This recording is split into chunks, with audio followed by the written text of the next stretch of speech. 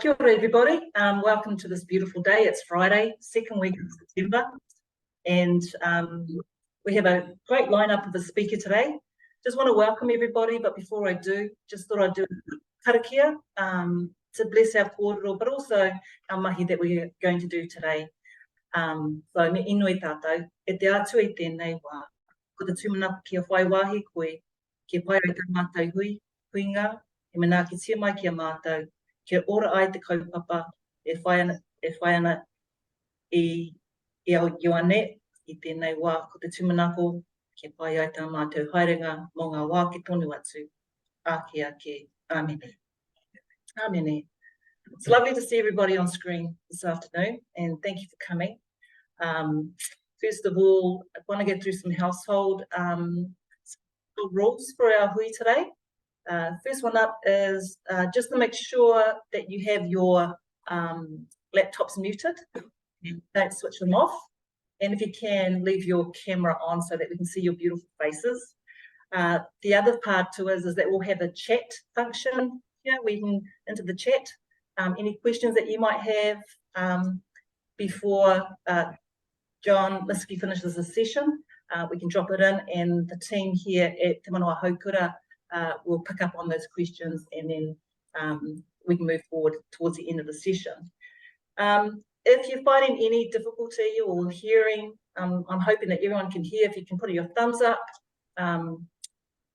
Right now, yep, ka pai, that means they're all good to go. If you find any problems, if you can just put into the chat box that we've got, just to say, look, I can't hear or something, or can't see, let us know, and then one of the team, or either Shelley or myself will correct it, or just make it right. For today's session, I'll be coming through and facilitating this part, and then John will do his presentation on the building. And then at the end, we'll have a Q&A, and then we'll have a closing session to bring this kōrero to an end.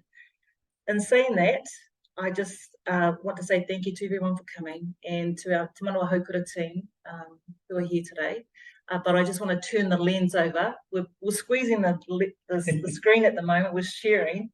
So you'll see me sort of move out and let John take the screen, but I'll be here in the background.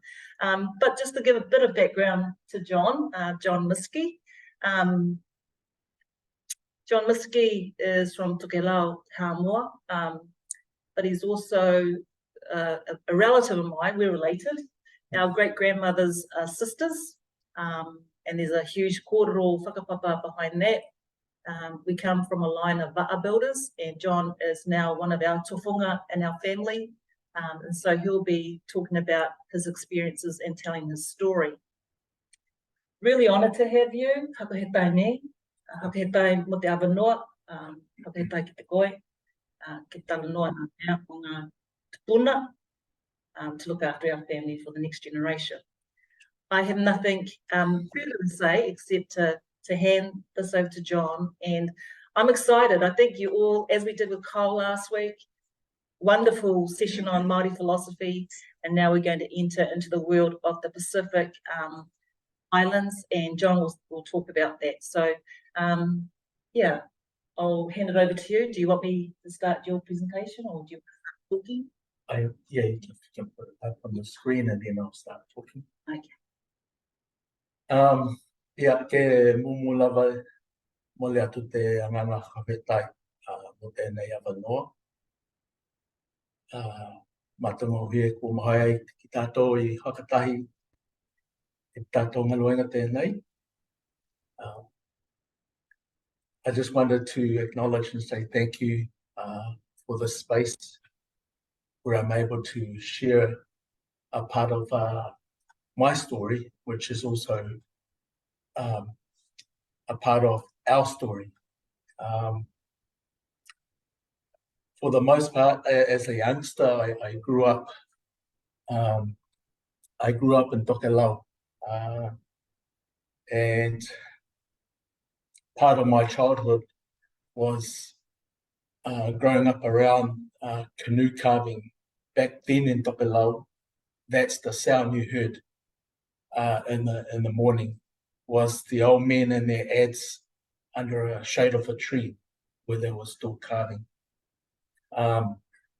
Before I go any further, I also want to acknowledge our loved ones who have passed on.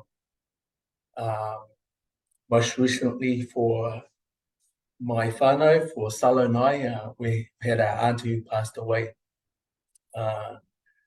probably just over 3 weeks ago. So I just want to acknowledge all our loved ones who have passed on. And also, before I came here, I had a phone call. Then I was notified of someone passing away last night, which is also public knowledge now. I'm making a mention of this because he was a part of my project of this canoe build. So I'd like to acknowledge Matali'i, who passed away last night. And my condolences to the Matali'i family, and wishing everyone God's blessing upon this time. As I said, my story around canoe started in my early childhood. In fact, I have a story of Sala's grandmother, Everdina's grandfather, sorry, Salapima. And I must have done something that day, because my mother was very upset, and in the midst of her giving me a good lesson, where she was smacking me, what stopped her was she could no longer hear the sound of Uncle Fuli's ads. Uncle Fuli, which is Everdina's granddad, was a few houses over from mine. And my mum said she couldn't hear that toki going. So she stopped and looked up and saw Uncle Fuli going like this. So she walked over, and my mum told me in her own words that Uncle had said, "Don't you ever smack the children like that again. If you do, you need to teach them the lesson, not the smack." So I think Uncle Fuli had a profound effect on me. Uncle Fuli was also a renowned tafunga within our family, as a canoe builder, as a healer, and also as a composer. So these were some of the influences of my early childhood growing up in Tokelau. We all have a story about our grandparents that we know growing up. And for me, growing up with grandma, when I came here, I was brought here by my granddad. He came to Tokelau and brought me here when I was 6 years old. And I was raised by my grandparents. And so it was, my relationship with my grandparents were pretty strong. And we lost granddad quite early. And so I grew up mostly with my grandma. And as it happens, our relationship with our grandparents develop over the years as we get older. And it was back in 2003, one of the times I had gone to visit grandma, and one of the favorite things grandma and I used to like to do when I go visit her, we used to play cards. It's a favorite island pastime. And after that game of cards, my grandma made a wish. She said she wished she has some money, and I just said, "Grandma, what do you want this money for?" And grandma said that she wanted to donate to the Tokelau Bible translation work that was happening back then. And I just said to her, "Grandma, don't worry, I've got an idea. I'll go and build a canoe, and I will take it to Auckland and sail down. And whatever funds we raised along the way, that will be your contribution to the Tokelau Bible translation work." And so began my quest on building a canoe. 2004, I spent most of my time in our local library trying to gather all the information that I could around building canoe. And in 2004, I actually started my first build. And as it happened, 2005 rolled around and Grandma passed away. And I wasn't able to fulfill my promise to Grandma. And the very first build that I attempted to do back in 2004, well, life happened and a lot of things happened. And I actually destroyed that canoe out of frustration, having lost Grandma, and also my own marriage had fallen apart. So a lot of things happened. By the time 2005 rolled around, 5, 6, 7, 8, I ended up going to Samoa. And during that time in Samoa, I was able to make connections with some of my family over there. And they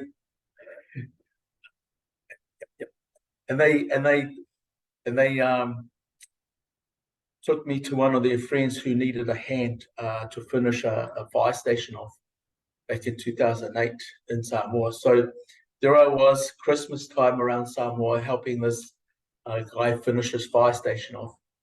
And in 2009, that fire commissioner, he gave me a call and asked me to come and see him. So when I went to see him, he presented me a picture of these canoes that you see now.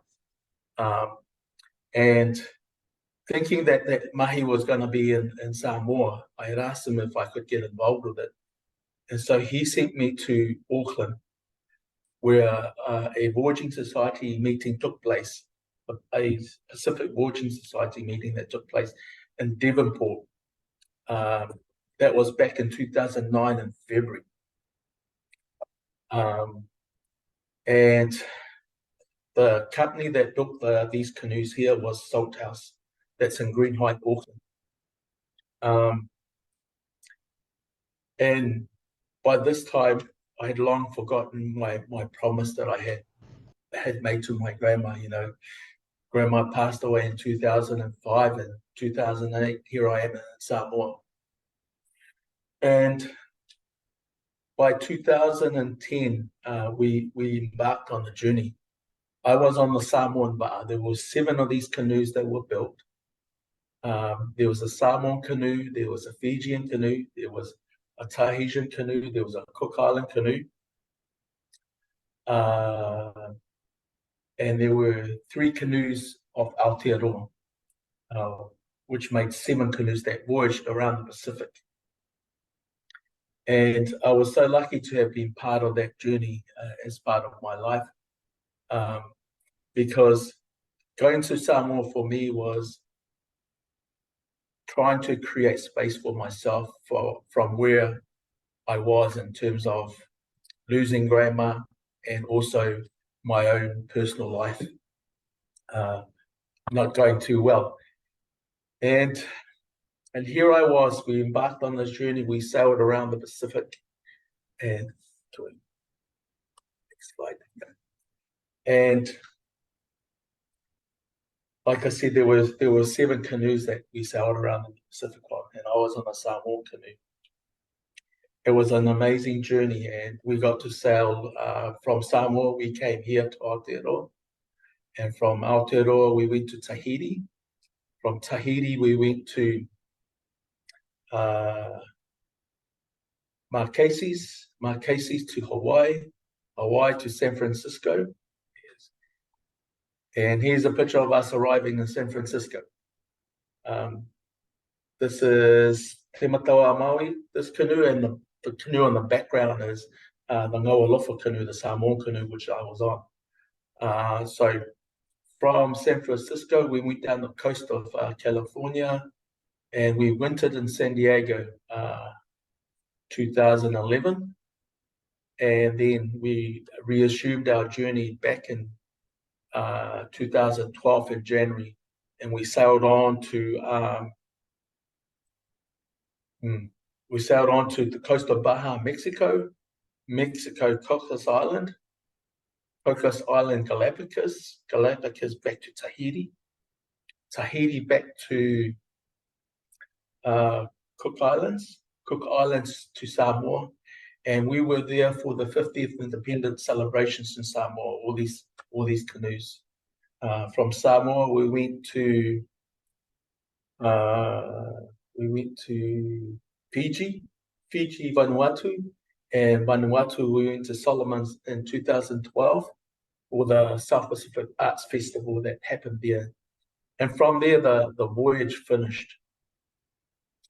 And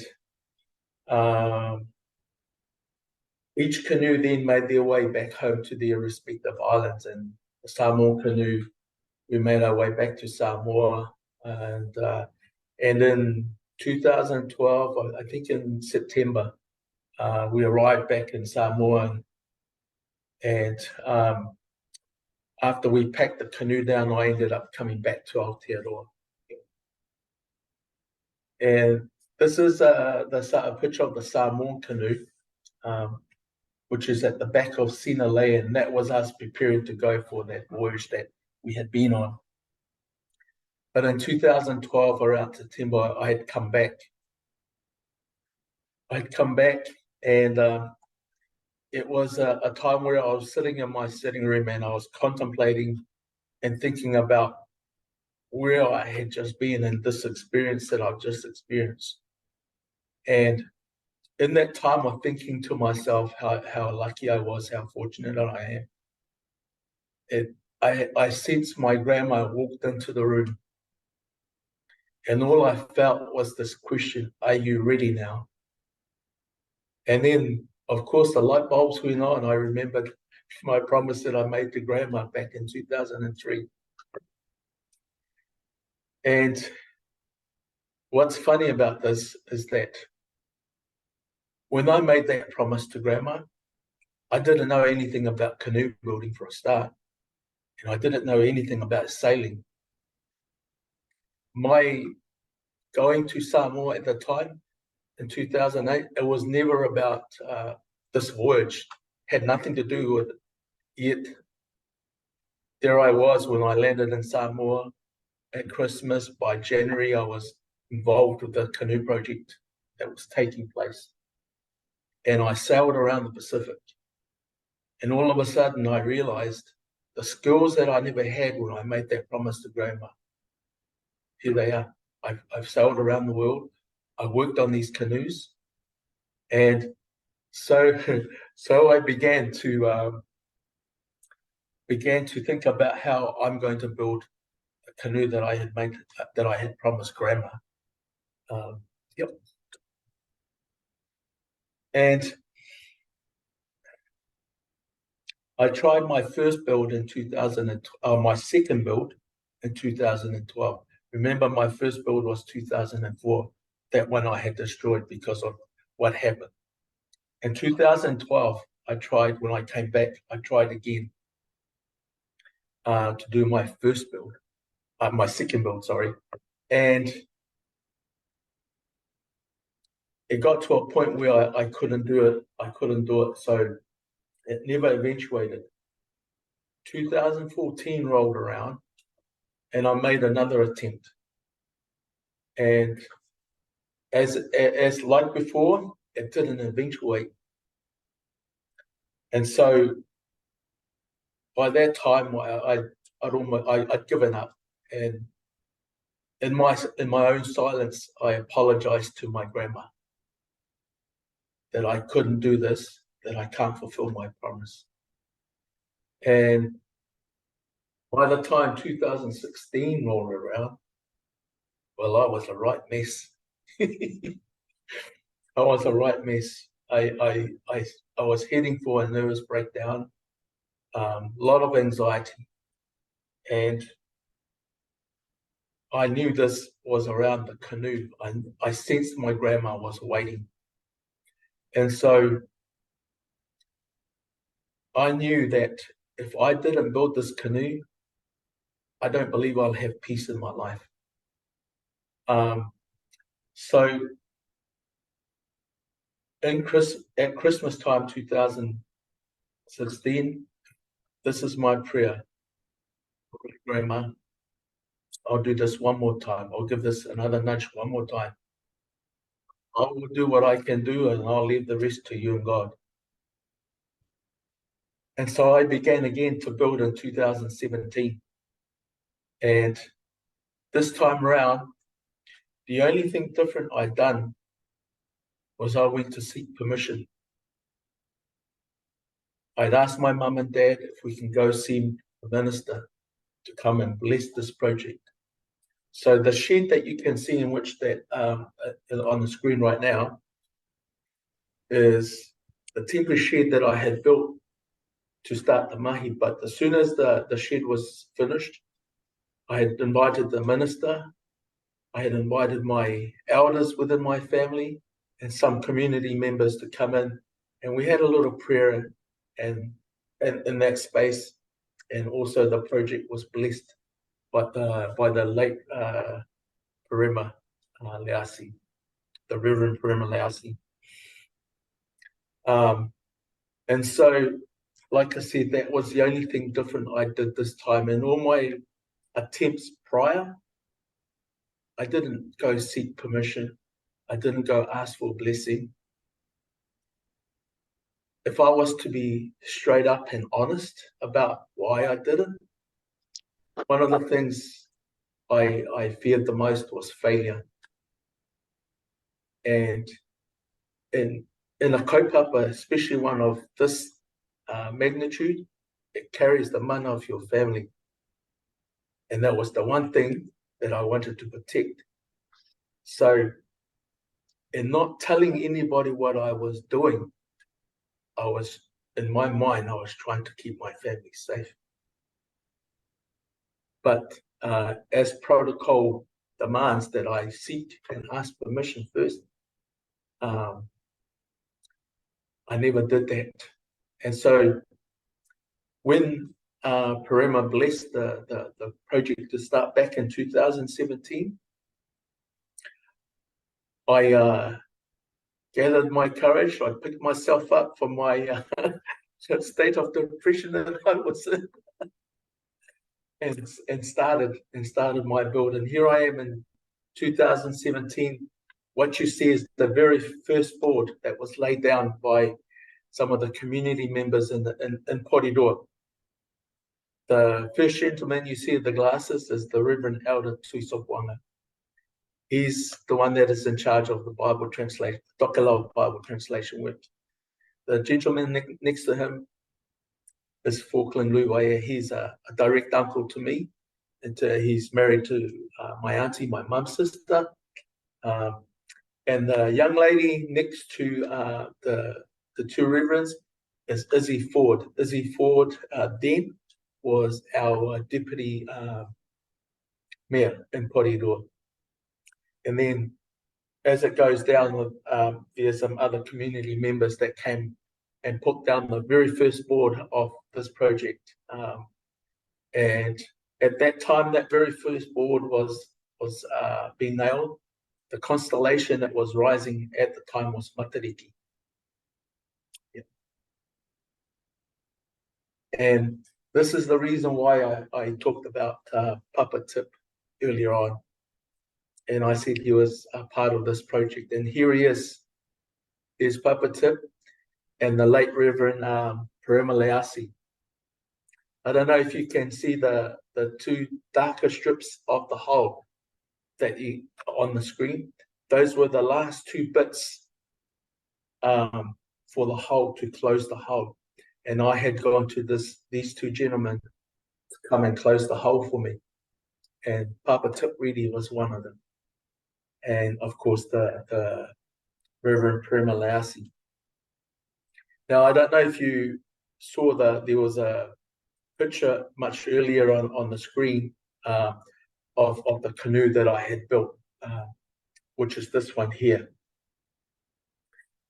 And so, yeah, it's been quite a journey. in terms of getting this job on the road, making sure that I fulfill my promise that I had made to Grandma. And so it took me the canoe. We launched the canoe in 2012. Last year.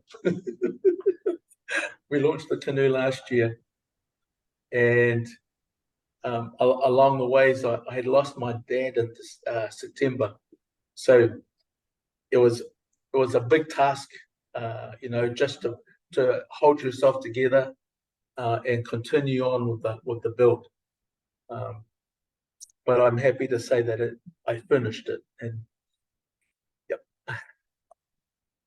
I wanted to talk about this depiction, and I think as part of my mahi, especially based around on Voyaging and where I've been, and I've seen what I've seen, and I had to say that, we had a couple of navigators on board on our voyage.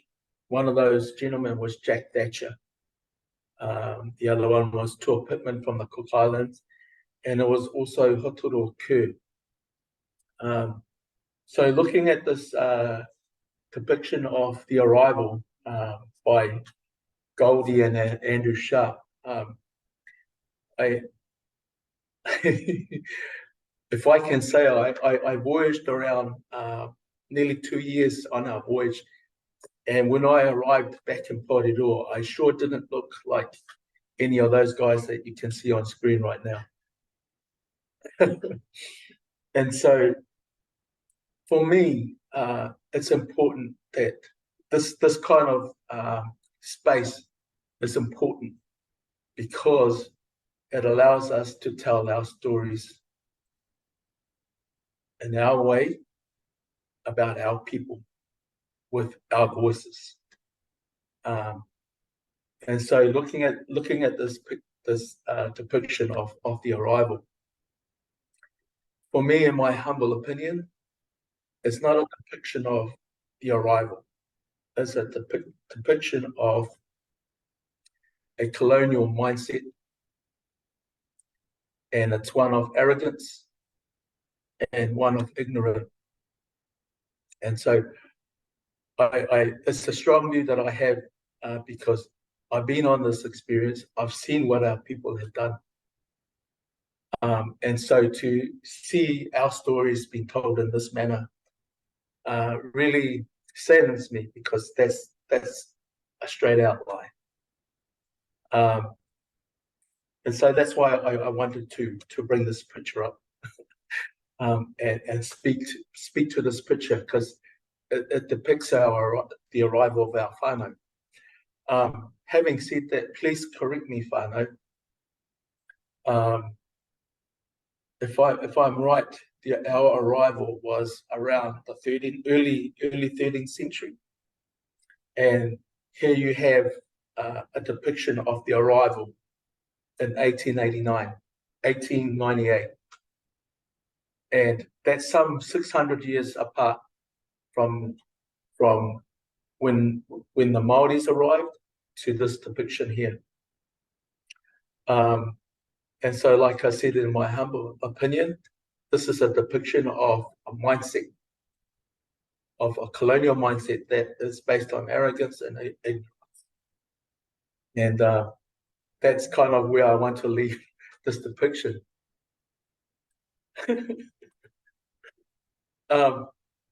And so here is a depiction of me creating new stories. This is my next build that I'm working on, of a canoe build. It's a Samoan canoe build, and what's interesting about this build is that my notes for this particular build comes from Te Rangahau, and I'm working off his notes. Now, Te Rangahau spent some time in Samoa in the early 1900s, and his journal came out in the 1920s based on with these notes. Now, I believe he was talking to a knowledge holder in Samoa at the time, and that's where the notes came from. And so for me, I'm grateful to Te Rangi Hiro, for putting those notes down in his journal, because it allowed a person like me 100 years later to come along and pick up these notes and understand how the construction, how to construct a canoe traditionally. My first, just to show a contrast in the two different builds, my first canoe I built, it was a strip planking method where it was 40 mils by 80 mil thick strips of timber that I laid over some formwork here. If you can recall, the first board that was laid down by the community, that's the size of timber that I used to create the canoe. I nailed the bits of timber over that formwork, and when the glue dried, I removed all my nails, dropped the formwork, and then you have a hull that you could clean and dress up and put fiberglass around. This construction method that you see here, based on Te Rangi Hiro's notes, is a stitch planking method, which means it's planking that is shaped and fitted against a keel that's carved to create the hull of the canoe. And the planking system is stitched up, and it's an internal stitch, so you don't see the stitching on the outside, but you do see it on the inside. So this is what I'm working on at the moment, and I got to say it's been a lot of learning in terms of creating, and I'm really grateful for Te Rangi Hiro for having put that down on his journal, where I'm able to pick it up and see and construct. Yeah. Oh. I think I'll go. Sorry, whānau. So just to finish off, for me, some of what my dream is to be able to raise more sails. As you saw, some of the images you saw before, when I was on the voyage of all those sailing canoes, that was in Tahiti. But I wanted to bring that at a grassroots level in terms of porirua, and raise sails within the community that I live in. And for me, it's important for especially our tamariki, their history in life, rather than read it in books. And so that's part of my dream, that I'd like to see more sails raised within Aotearoa, for our whānaus to see, for our tamariki to see that their history is also a living history. Like a living language is a spoken language. And for me, raising sails and putting them on the shore gives children a sense of pride of who they are, a knowing of who they are, an understanding of where they have come from. One of the most amazing things that I have found on my voyage is how our tupuna brought the heavens down, all the stars, how they brought them down, and in their own way, in their own knowledge, created a system of finding pathways, and also looking at nature, all the birds flying here, flying there, and understanding they got to land somewhere. So for me, this is the greatness that we come from. We weren't just, as that picture depicted, of happenstance voyages. So for me, this is about giving that understanding to our tamariki, that they understand. Because I grew up in an education where it said Captain James Cook discovered Aotearoa. Captain James Cook discovered here and there and everywhere. But it's not true, because when he arrived, it was already settled. Our people had already brought the heavens down, created a pathway where they can voyage from island to an island to an island to an island, establish who we are as a people of the ocean. And so this is what I see in the next video, the video that I'm about to show. That is my hope, that I find like-minded people and encourage them to raise sails for our children.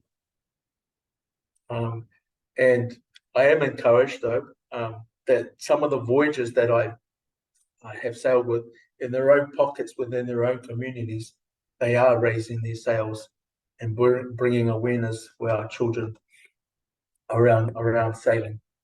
So I'd like to leave off with the canoe that I built and made the promise to my late grandma. Here it is.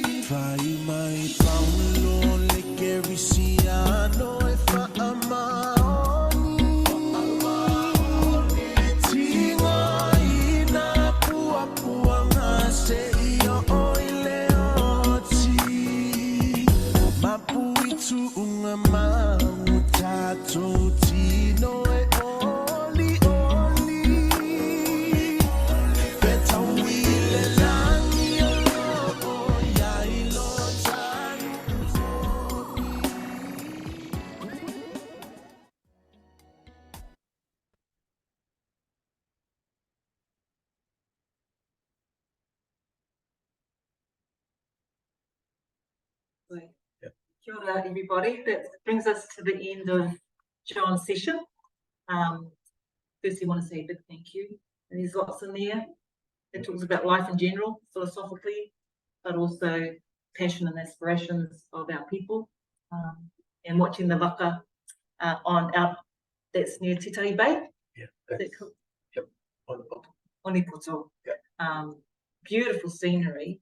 How did you feel? I've got to hand this over to Shelley soon. Just the end bit, launching the waka. Did you feel? It was a great relief and a great sense of satisfaction, having finally fulfilled. I mean, 2003, I had given Grandma and made her that promise. We're in 2023. It's almost 20 years ago. I've yet to set the sail plan to fulfill part of that promise for Grandma. I miss my dad during this launch greatly because he was a big part of this mahi. But sadly, we lost him in September, and I launched in December. So it was a great relief, to say the least. And I'm really, really grateful for the support over the years over this build. And yeah, I'm really happy to see it on the water. And just so you know, I'm at peace with myself now. And Grandma has left me alone. I'm sure she's happy. Just one question before we head it to Shelley. Who's on the waka with you, on the waka? There's the three from the back, my brothers and I, and there's a young lady in the second seat from the front, and a Cook Islander at the front seat. These are some of the whānau that had come over the years to help me with the project. And so I started teaching them how to sail. Yeah. Well, if there are any questions, I'll hand it over to you, Shelley, or John, and I'll come out of this. Kia ora, ngā mihi ki a koe, matua, tāhua rawa o kōrero o tō kaupapa nei. Now I see that we have Teresa. So Teresa said that there's a couple of pātai that they'd like to be answered. So I'll read the question out. Whilst on your voyage on your waka or canoe across the Pacific, listening to the waves, the wind, feeling the sun and rain, did you come to any philosophical realisations that guide your approach to your mahi and your rangahau to this day? That's a very deep question. How deep is the ocean? I think if anything that I had gained from the voyage is how great our people are and what they have achieved in their lifetime.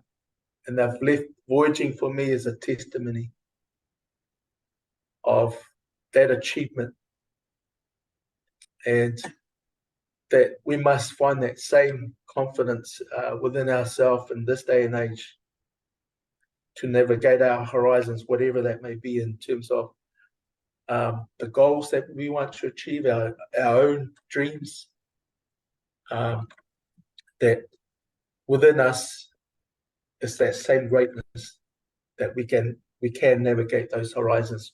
We can find ways of bringing those stars down and putting them down and laying out a sail course where we can reach our goals, so to speak. Yeah. Ngā mihi. And we have another. I'm just bringing up my chat. Okay, a similar question still from Teresa, but a slightly different lens. Did you find a deeper connection with your whakapapa whilst building your waka and our ancestors of the oceans and sky as you navigated the Pacific? And has this connection contributed to or enhanced your rangahau approach? Sorry, can you say that again? I couldn't quite hear. Did you find a deeper connection with your whakapapa whilst building your waka and our ancestors of the oceans and sky as you navigated the Pacific? And has this connection contributed to or enhanced your rangahau approach? Definitely there is a deep connection of the experience that I felt over and through the voyage, and bringing it down to the build. For me, it's about the relationships, really. It's like I said before, I tried to build, my first attempts in 2000, 2004 for a start, then 2012, 2014. These are the deep understandings for me that, and I'm sure there's a lot of kōrero around this, asking for permission and seeking those blessings from your elders, from your whānau, from your parents, and the relationships that stem from those helps your mana, helps your spirit, helps your wairua. Because like I said before, there was a time where I felt like I was going to lose it. And in order for me to, and I knew this, that if I didn't build this canoe, I probably would not have peace right now. And so these are part of the what I have found in terms of deep connection. And this built also and allowed me to develop a relationship with my father that was different in terms of just him being my dad. We started building and we started exchanging views. Sometimes I would walk in and my mum would say, "What happened?" And I said, "What do you mean, what happened?" Dad has walked in and said, "Does that boy out there know he's talking to his dad?" But it was our conversations and our relationship within this build that strengthened me and my dad, that I was able to talk to him, not just as a son, but as a man. And for me to look at my father in a different lens also, as a knowledge holder for me. Kia ora. Thank you for that. We have a kōrero here from Liru. And Liru would like to know, do you have an intention to write a book to have your experience shared by a wider community? To write a book, yeah, I've been asked that many times, and I'm sure Tere will put something together. Because in terms of writing and that, I know my strength is around waka building. Yeah. Hi, thank you for that. Whānau, is there anyone else who'd like to ask a pātai or just has a comment they'd like to share? Kia ora, Shelley. Ka tae au ki te mihi atu. Ai. Tēnā rau atu koe te rangatira e hoane sione mo tō whakapua pāhahotanga I o whaihanga waka paa. He tohunga tarai waka koe, no reira e rite ana koe ki e rātu o ingenui a mātou o hikanuku mai ngā iwi Busby. I tōna hie ki te whakatū mai he kura o ngā ārai, ngā tarai o ngā waka, no reira ka mihi tonu atu ki a koe. Me mai koe kia mātou, kei reira te ona o hāpai a koe ko e rātu nā tangata huturo tēnā wainganui nā tangata I mua I a koe, I mua tō timata tango tēnei mahi. So just sorry, thank you very much for awesome portrayal of all your mahi and your journey. But just knowing that the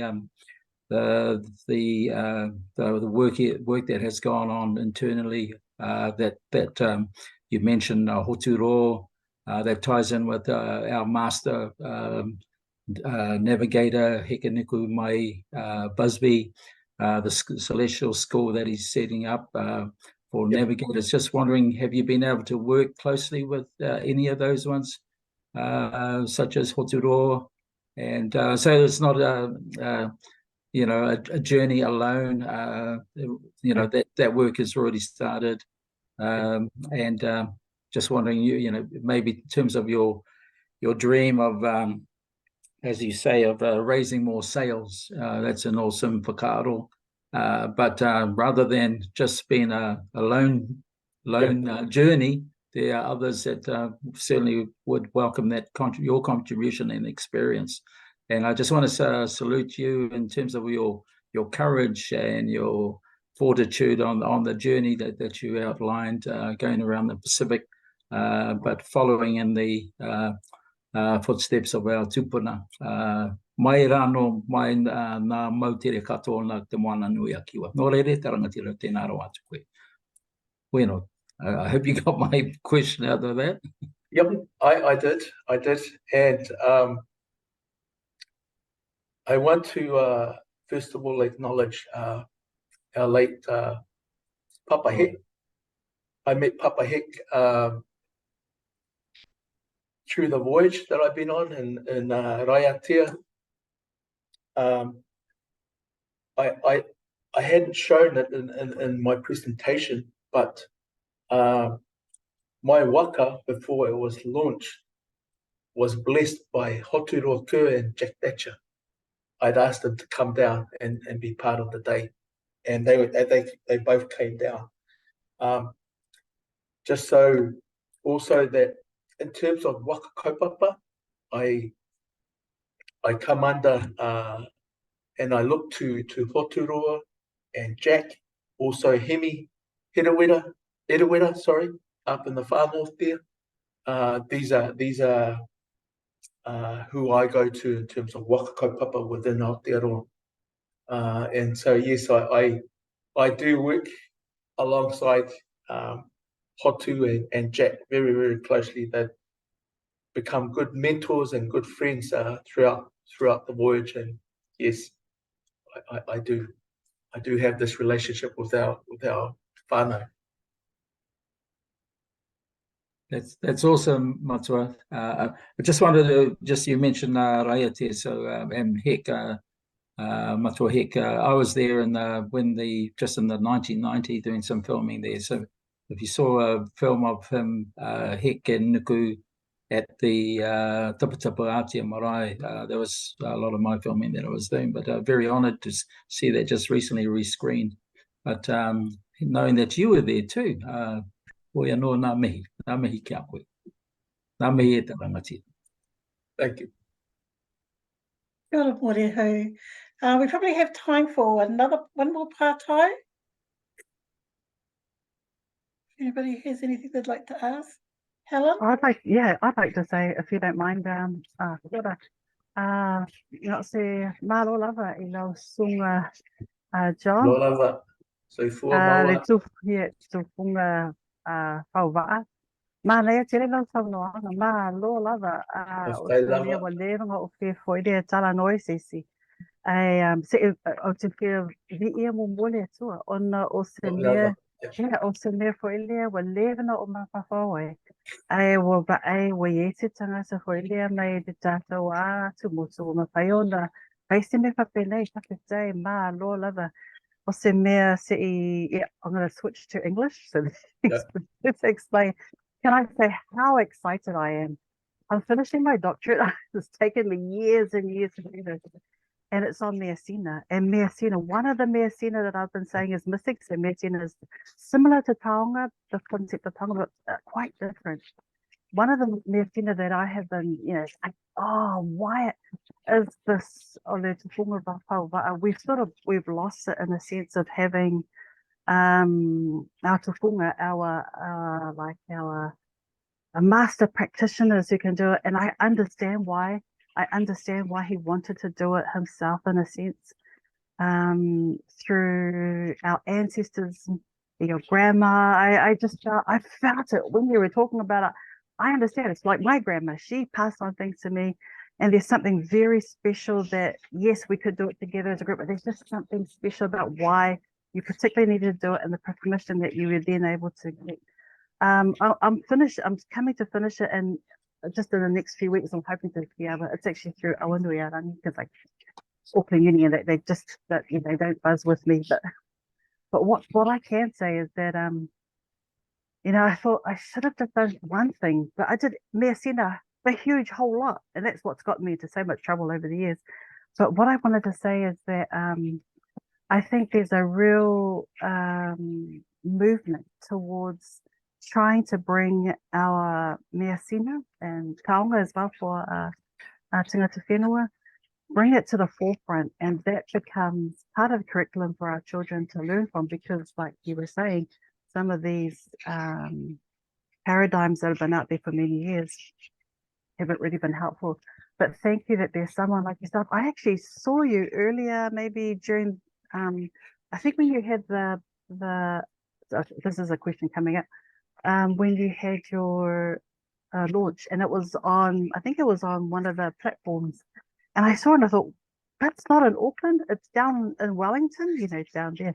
Then I realized, oh, well, you know, things are happening all over the place. So I've realized that mea sina, there's a big resurgence around the world globally about people trying to reconnect, make those connections back to tupuna knowledge, or, you know, tua'a. And I know that's why your grammar was so important. I suppose the question now for me, for you, is for Samoa, is how is Samoa looking for reconnecting? This is a mea sina, because I don't think they've really understood how important this knowledge is. We were known as the island of the navigators back in the 1800s when they first came in. We don't now have any, you know, big va'atele or anything. What is your thoughts on this now? Okay.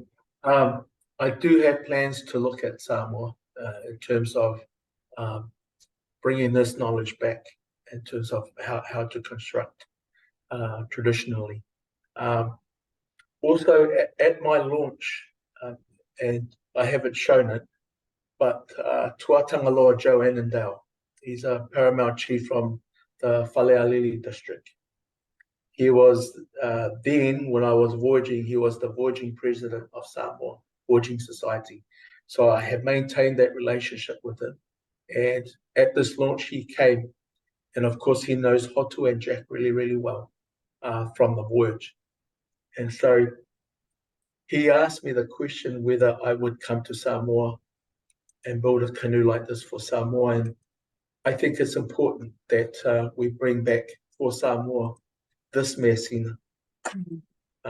So I think in due time there will be, once Tuatanga Loa is put things in places where I'm able to go over and help construct a canoe with the Samoa Voyaging Society that's still ongoing in Samoa.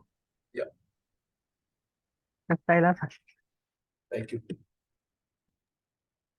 Oh, ngā mihi kia koe, Helen, and kia koe hoki matua.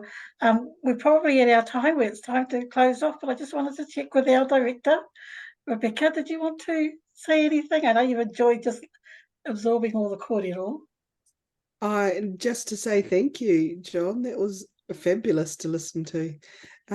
Just so cool to see the mahi, the journey, the personal English, you know, the whole picture, and it's just fantastic to hear that. So really appreciate your time today and your conviction, which has resulted in this beautiful outcome. So kia ora. Thank you. Thank you, Thank you, Becky. Yeah, I just want to acknowledge that last week we had Professor Carl Mika with us talking about Māori philosophy, and then here we have Mato John talking about those connections between the stars, between wairua, between our tupuna knowledge, our tupuna, right down to our tamariki mokopuna, our communities. So Matua, this was really a beautiful manifestation of a lot of that kōrero that came through last week as well. So hui anō nei rata tēnō mahi ki a koe. Dina, I'm going to hand back over to you. Oh, great. I think everyone's said it all, and I've seen the chat. Everybody's just really grateful to have you. Some wonderful things that you've put through, as Shelley has said. Words can't express just your foresight, but also your conviction and what you love and what you believe in and helping our people. So thank you. I think John also raised the passing of Tip Reedy. For those of you, Tip Reedy was one of our kaumātua Kaimahi here at Puriro campus. He's Amsterides' brother. They're from Makarika in near Ruatoria. And so I'm assuming that they'll have the tangi, if not here in Tawa, they'll move the body. So thank you for letting us know, because I didn't know. So yes, he was one of our kaumātua for Te Wānanga of Te Aro. Just really quickly, just to remind everyone, our sessions are recorded. Next week we have Stephanie Awhito talking on Māori death and the history within New Zealand. And Sally's put onto the Rangahau, Pānui Rangahau, the uploading of the video, and the transcription will follow later today. I think that's most of it for today. I think we're just bang on 2 o'clock. I was going to close it with Karakia, but now that Morehu's here, Morehu, do you want to close our session with a Karakia, and then it'll bring our end to our session today. Thank you, everybody, from John, Becky, and Te Manawa Haukura. Kia koe Morehu. I know it's a last minute thing, but I just thought I'd give the mana to you as our kaiarahi for Rangahau. Kia ora. Kia ora tātou, kia ora anō kia koe e tarangatira e hoane, tainu atu kia tātou na e matakitaki mai ana. Orida e te minenga tēnā koutou tēnā tātou katoa. Kia whakakapi te karakia nei. Whakatapu e runga, whakatapu e raro, whakatapu i tēnei o nā kōrero e tuku mai nei. I tēnei kaupapa mai nā mātauranga tuku iho ia kui mā koro mā. Tainoa kia i o macho nui ko i o te toi ariki, te toi uru tapu, te toi uru rangi, te toi uru ora, tūturu whiti whakamaua kia tēnā, haumi e hui e, tae ki e. Thank you, everybody. Thank you, Morehu.